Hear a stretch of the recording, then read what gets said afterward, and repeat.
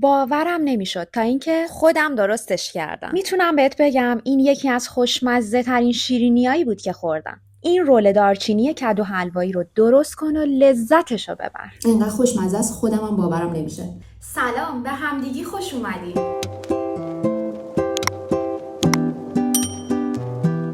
اول از همه پوره کدو رو درست کردم. برای این کار کدو رو تمیز کردم و خوردش کردم و داخل قابلمه ریختم.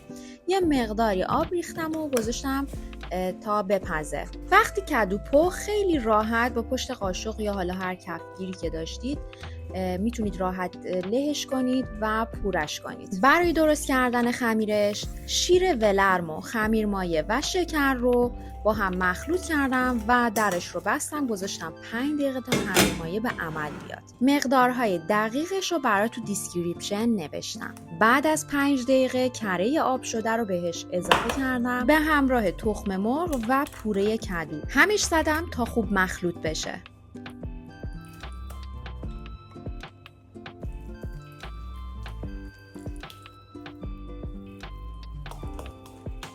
تو این مرحله آردو به همراه نمک و دارچین کم کم علک کردم و خوب هم زدم تا خمیرمون به یه قوام مناسب برسه. آردهای مختلف تو جذب آب متفاوتن، به خاطر همین ممکنه که میزان آرد برای این دستور با توجه به برند و مارکی که میخرید متفاوت باشه. پس لیوان آخر آردو با احتیاط اضافه کنید که اگر نیازی نبود و خمیرتون منسجم شده بود دیگه آرد بیشتری بهش اضافه نکنید. اگر هم میزان آرد احساس کردید که به نسبت چیزی که تو دیسکریپشن نوشتم کمه و خمیرتون هنوز چسبناکه و منسجم نشده، میتونید خیلی کم کم آرد بهش اضافه کنید، ولی حواستون باشه که آرد نباید زیاد باشه. بهترین راه فهمیدنش اینه که کم کم آرد رو اضافه کنید و خمیر رو ورز بدید. اونقدر ورز بدید تا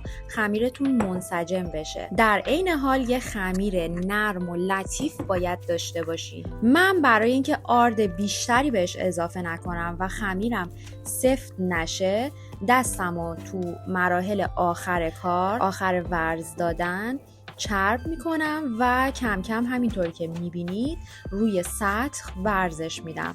هر موقع احساس کردم که باز خیلی چسبناکه دوباره دستمو چرب میکنم و مجدد ورزش میدم. انقدر ورز میدم تا خمیرم لطیف و یک دست بشه. توی این مرحله خمیر رو چونه میگیرم و داخل ظرف چرب شده میذارم و درش رو میبندم که میذارم تو دمای محیط 1 ساعت استراحت کنه. تو این فاصله میرم سراغ مواد میانی که درستش کنم. کره، شکر قهوه‌ای و دارچین یا ادویه مخصوصی که برای تو دیسکریپشن نوشتم رو اضافه میکنم و هم میزنم و میذارمش کنار به همین راحتی. بعد 1 ساعت که خمیرمون خوب ور اومد و حجمش 2 برابر شد، روی سطح آرد پاشید شده میذارم و یه مقدار با وردنه بازش میکنم. باید قطر خمیرتون به اندازه تقریبا نیم سانت بشه، یعنی اونقدری با وردنه بازش کنید که تقریبا نیم سانت بشه.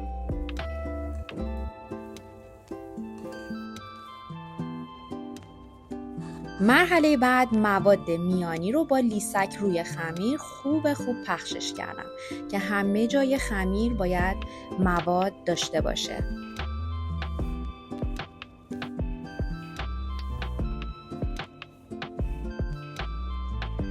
مرحله بعد همینطور که میبینید توی تصویر خمیر رو کم کم رول کردم و تا انتها پیش رفتم.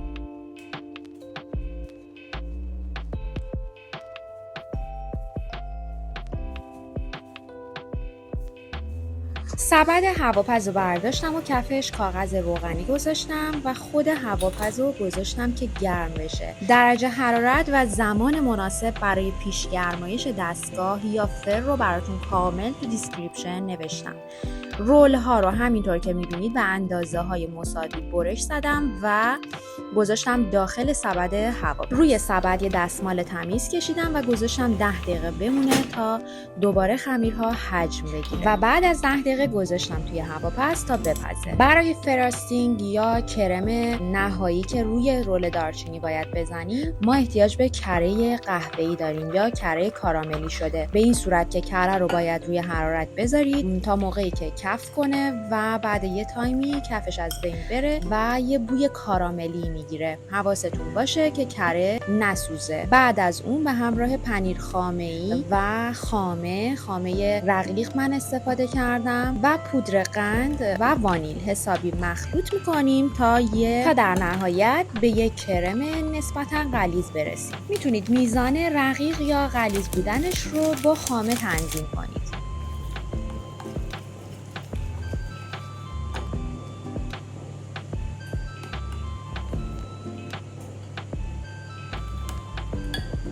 بله، همینطور که میبینیم بعد گذشت زمان پخت رولای دارچینیمون آماده است و ببین چقدر خوشگل شده.